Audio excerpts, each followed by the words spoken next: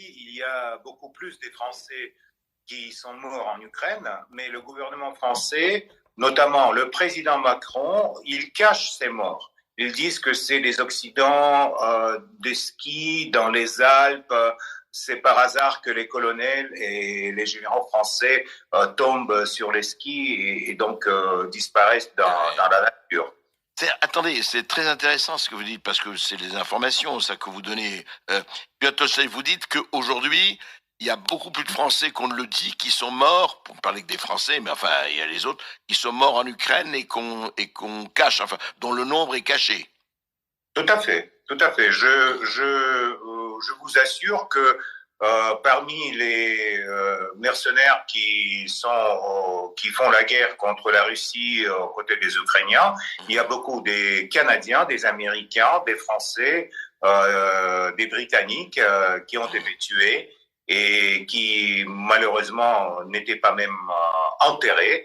Mais il y a aussi des dizaines des spécialistes français qui ont été tués, par exemple, dans l'hôtel de Kryvyi Rog après le bombardement russe.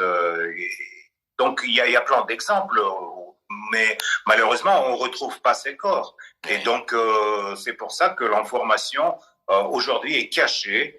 Et c'est évident que le gouvernement français n'a aucun intérêt de sortir cette information parce que ça va provoquer la résistance à cette fanfaronnade de Macron sur la présence des soldats français ou sur les qualités de l'armée française en Ukraine. Donc malheureusement, je peux rien dire. Oui. Je peux rien dire du bon sur l'armée française. Ouais. Moi, j'aimerais bien. Je comprends que pour les Français, c'est un point très sensible, mais malheureusement, vu l'histoire et les derniers événements, par exemple en Afrique, et quand je dis l'histoire, c'est 40 jours de résistance de l'armée française aux Allemands, par exemple. Donc l'armée française, c'est pas l'armée qui apporte. Vous voulez dire, ce n'est plus l'armée de Napoléon, ça vous voulez dire. Voilà. Et en plus, l'armée de Napoléon a été composée de plusieurs armées européennes. Nationalités, c'est vrai.